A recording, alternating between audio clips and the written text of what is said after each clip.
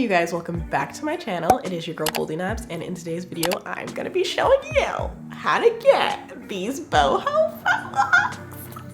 You tell I'm excited? I'm excited because I'm hype every time I do a new protective style and I snap, because you wanna know how much this cost me? Free 99, hair not included. No, but in all seriousness, I have been wanting to do this style for such a long time, and I've been putting it off because it was a matter of like figuring out what technique I wanted to use, figuring out what hair I wanted to use to get the look and color that I wanted. So I figured it out and I'm gonna teach it all to you. Before we get into the video, make sure you hit that subscribe button down below so that you can see more content like this from me. And without further ado, let's jump right in. Now, like in all of my protective style videos, I'm gonna be talking about tips, tricks, hair details, my thoughts on doing the style. I'm trying to be beginner friendly here. This is my first time doing this hairstyle, so I'm gonna give you all of my thoughts so that you know what it's like going into it if you're trying to do it for the first time. If you wanna skip directly to the techniques, there will be time codes below. Okay, let's get into it. So I'm currently working on the base of my lock before I go ahead and do the whole like lock installation process. I'm going for a boho look, and so I'm personally using human hair to get that kind of like bohemian vibe. I have a bundle of 16-inch Brazilian body wave in 613, and that is what I've been feeding into my braid.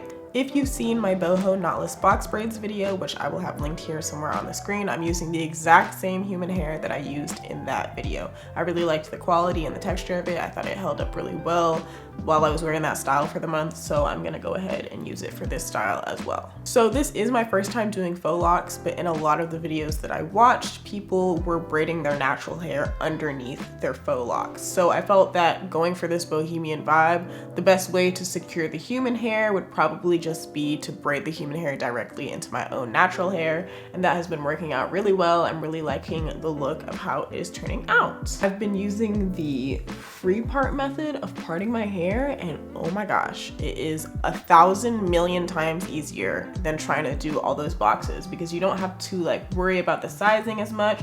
I think like most of my time parting was focused on like just making sure that it looked neat, but it is so much easier than doing the boxes. And because these are locks, like the box is not really necessary for locks. Like you can really just like part it however you want to part it, however you're comfortable, and it'll still look good. And matter of fact, the less boxy that your parts are, the more natural the locks kind of look. So that's especially great if you're going for a boho look.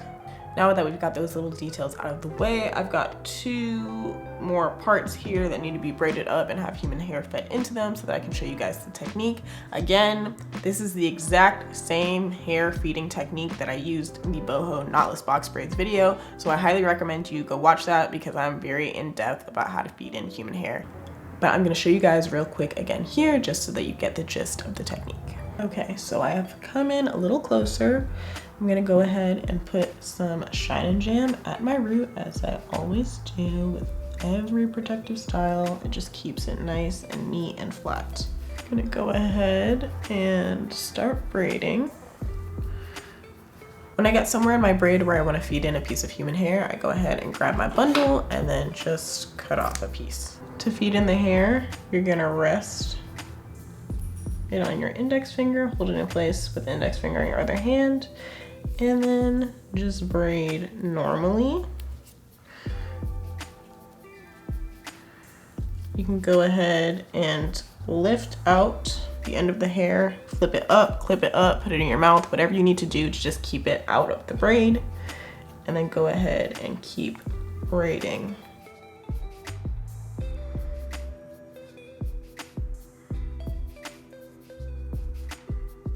I'm gonna add in another piece. So again, I just go ahead and cut it straight off the bundle. Press the piece of hair on your index finger, hold it in place with the index finger in your other hand, and just braid normally.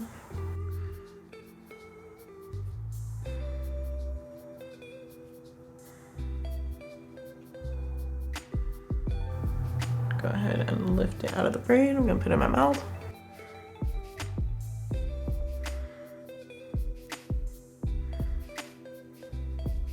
Now I just have to wrap up this one last section.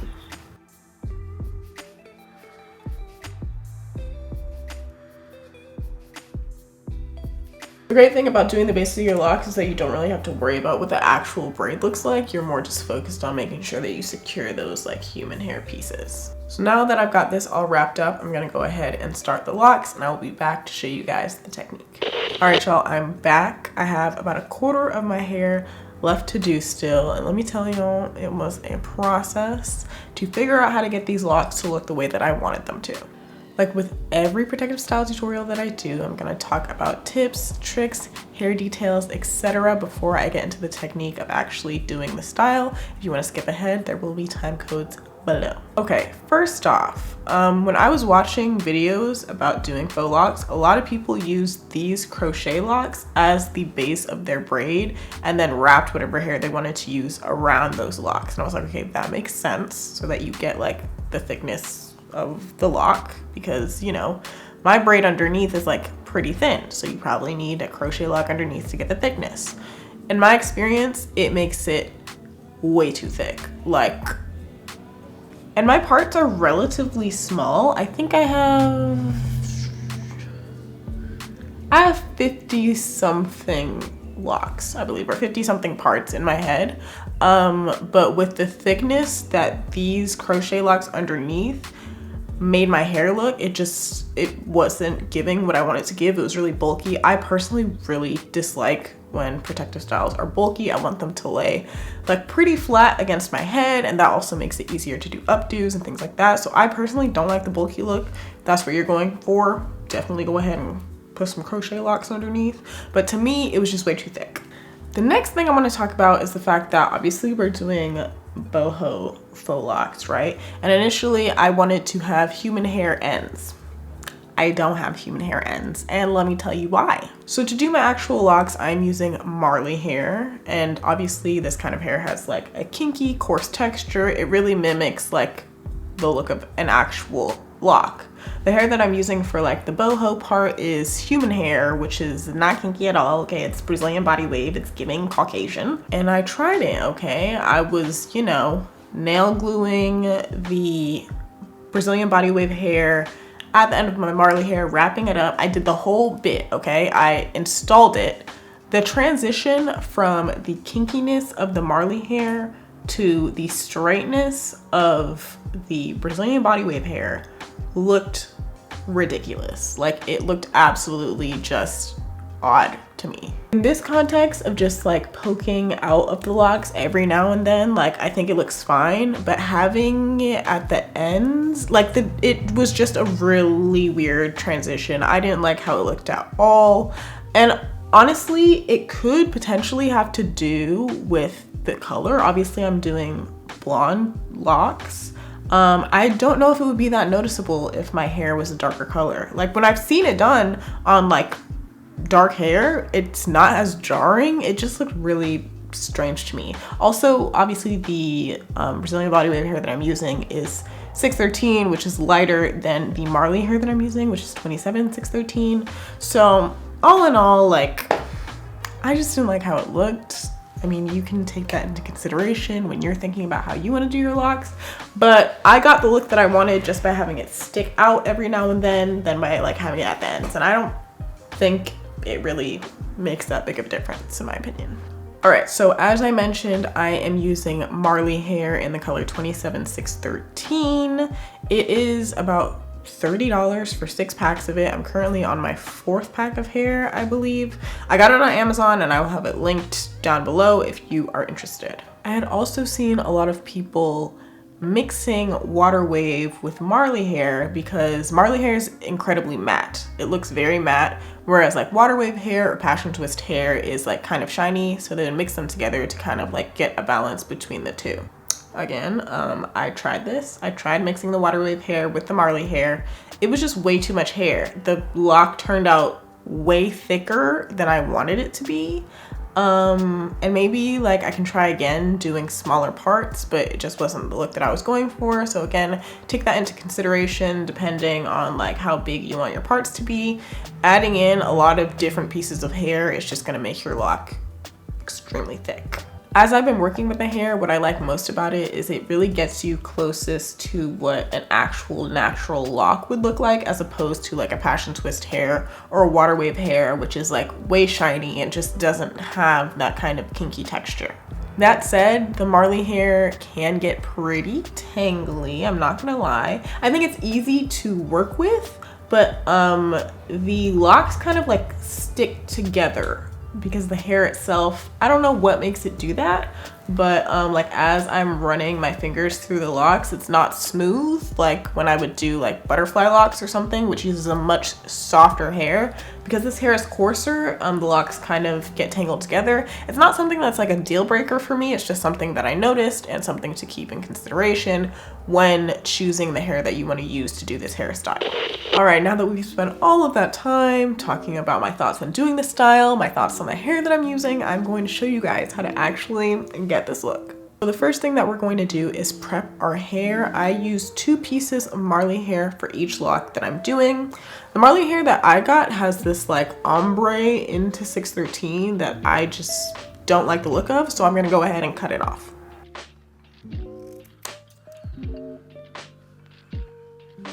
Once you've cut the hair, you can pull on the end so that it's not blunt and the ends of the hair taper off.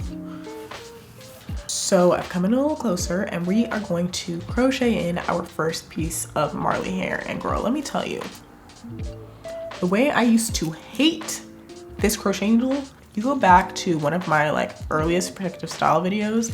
I think it was when I was trying butterfly locks for the first time. I could not stand this. I couldn't figure out how to use it properly. I've got it down now. It's not my favorite way to do a hairstyle, but I know how to use it, so that makes it a little better. So go ahead and make sure that the latch of your crochet needle is open. Don't put anything on it, just make sure the needle is open. You are going to push the needle through the loop of your actual braid, not at the root, but at a loop close to the top of your braid. Just go ahead and push it through. Now go ahead and latch your piece of Marley hair onto the needle, and now you can close the needle. Now pull the whole needle and the hair through that loop on your braid.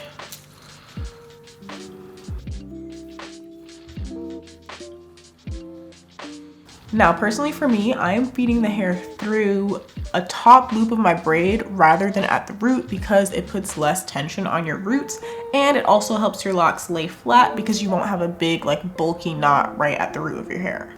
But I've realized the key to using the crochet needle is really to put the needle through your hair open with nothing on it first before attaching the hair and pulling it back through. I used to try and like put it through with the latch closed and the hair already on it, and it was just like ripping at my hair. Don't recommend that. Just do exactly what I did in the video and it'll work out just fine. All right, so now we're gonna get into actually wrapping our locks. I am personally doing mid-back length locks for this style. I was not trying to have no butt length locks in the middle of this Mississippi heat, okay?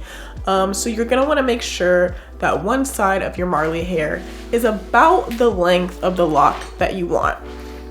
And you're gonna use the other side of the Marley hair to do the actual wrapping.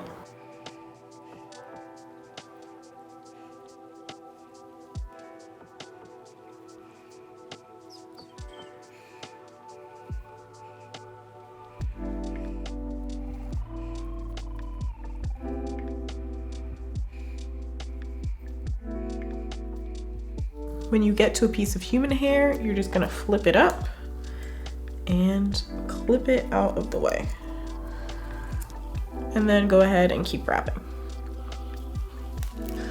I'm getting to the end of my first piece of Marley hair, so now it's time to feed in another piece. To do this, I'm just going to line up the ends of my pieces of Marley hair.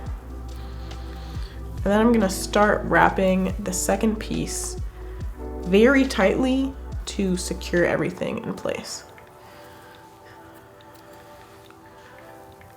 And then just keep wrapping downwards.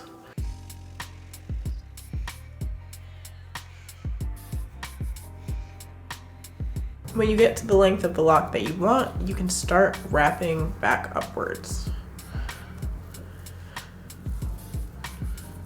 Any excess hair at the end of the lock, I'm gonna go ahead and just cut off.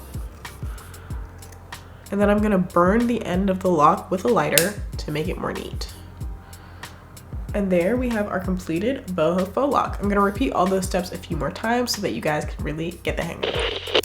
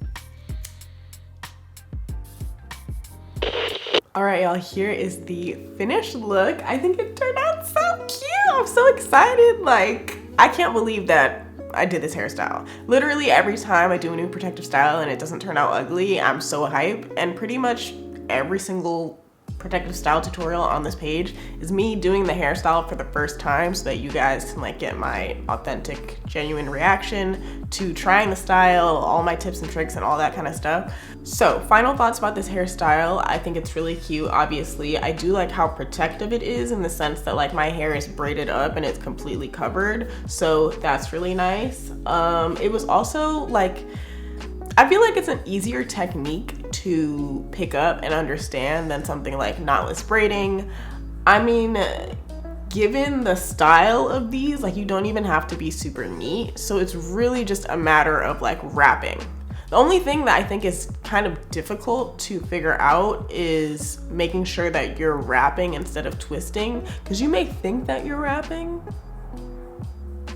but you're actually twisting. I'm sorry, like it's kind of difficult to see what the final result of the lock is gonna look like until you literally finish it. Also, last little thing I noticed, the human hair does not do well with foam, okay? Like I put foam, a lot of foam all over the locks because they're so frizzy and tangly. The human hair did not like that, okay? The human hair that I had fed in was bouncy, it was curly, you know, Brazilian body wave.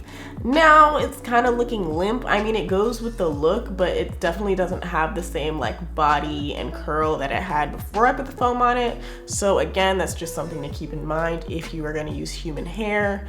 And that's another reason why I just feel like the texture combination that I use just doesn't match up, because if the wrapping hair that I used was a softer texture, I probably wouldn't have needed as much foam as I put on these. So the human hair would have held up a lot better. All right, y'all, so that is gonna be it for this video. I hope that you guys enjoyed it and that it convinces you to go out and try the style for yourself, because I am a huge advocate of doing your own hair, okay? We do not need to be dropping $400 or $500 on a hairstyle that we're gonna take out in 2 weeks. Buy your hair, sit down for a good 9 hours, and you can look like this. So with all that said, make sure you like, comment, subscribe, all that good stuff, and I will catch you in the next video.